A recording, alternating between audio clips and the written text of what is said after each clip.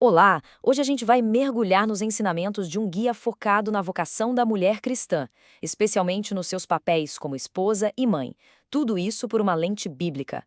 Vamos juntos entender as ideias principais desse material.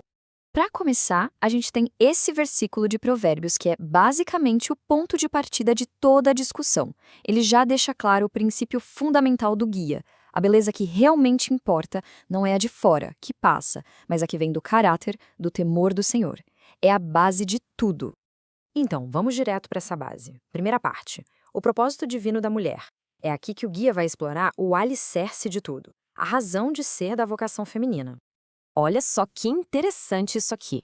O guia dá um destaque para um termo em hebraico lá de Gênesis, Ezer Kenegdou, e a interpretação dele é crucial. Não se trata de uma serva, de alguém inferior. A ideia é de uma ajuda correspondente, sabe? Uma parceira que completa, que está lado a lado. E essa ideia de ser uma parceira correspondente não existe no vácuo, né? Ela se encaixa num propósito muito maior. Segundo o guia, que se baseia aqui no Catecismo de Heidelberg, a vocação final de todo mundo é essa: conhecer, amar e servir a Deus. Todo o resto nasce daí. Ok, mas como isso funciona na prática?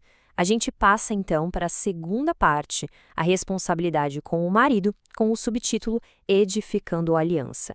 É a primeira relação que o guia analisa de perto. Agora, aqui o contraste é, nossa, muito forte. O texto de Provérbios coloca dois caminhos bem claros. De um lado, a mulher sábia, que constrói, que fortalece o lar. Do outro, a insensata, que, com as próprias mãos, põe tudo a perder. É uma escolha de atitude com consequências bem diretas. E, claro, isso nos leva a uma das palavras que mais geram discussão e, segundo o guia, que são mais mal interpretadas. Afinal, o que é de fato essa tal de submissão bíblica? Bom, a base principal para essa discussão toda vem de uma carta do apóstolo Paulo, a carta aos Efésios. É a partir desse versículo que o guia desenvolve toda a interpretação sobre a dinâmica do casamento. E aqui está o ponto-chave do guia. A visão que ele apresenta é que submissão não tem nada a ver com escravidão ou inferioridade. Pelo contrário, seria uma escolha, um ato voluntário de confiar na estrutura que Deus teria desenhado para a família. Para deixar essa definição ainda mais clara, o guia usa uma citação do teólogo John Piper, e ela muda totalmente a perspectiva. Não é sobre passividade, sobre ficar quieta, mas sim uma expressão ativa de fé. É como dizer: eu confio no plano de Deus através do meu marido. Isso nos leva a outro ponto bem interessante de Efésios 5. É como se existissem idiomas de relacionamento diferentes. A mulher responderia mais diretamente ao amor, enquanto o homem responderia ao respeito. Por isso, o respeito da esposa se tornaria uma peça fundamental para a harmonia do lar. Do casamento, a gente avança para a próxima grande área, terceira parte, a responsabilidade com os filhos. O foco agora é o papel da mulher como mãe. E para falar de maternidade, o princípio que guia a discussão é aquele provérbio famoso. A ideia central é bem simples. A base que se forma na infância, com instrução e exemplo, vai moldar a pessoa para o resto da vida. E dentro desse princípio, o guia coloca a mãe num papel, nossa, único e super importante. Ela é vista como a primeira e talvez a mais influente professora da fé para os filhos, moldando como eles veem Deus desde pequenos. O guia também traz uma proposta de mudança de mentalidade sobre as tarefas de casa. A ideia é que, em vez de ver como um fardo, atividades como cozinhar, limpar, organizar podem ser encaradas como um ato de adoração, se feitas para a glória de Deus. Tá, mas de onde vem a força para tudo isso? O guia argumenta que a resposta está do lado de dentro. É a nossa quarta parte, a vida espiritual interior, a fonte da força. Esse trecho da carta de Pedro é central aqui. Ele faz um contraste muito claro entre a beleza de fora, que a gente sabe que passa, e a beleza de dentro, de um espírito manso e tranquilo que o texto diz ser super valioso para Deus. É um chamado para cultivar o caráter acima de tudo.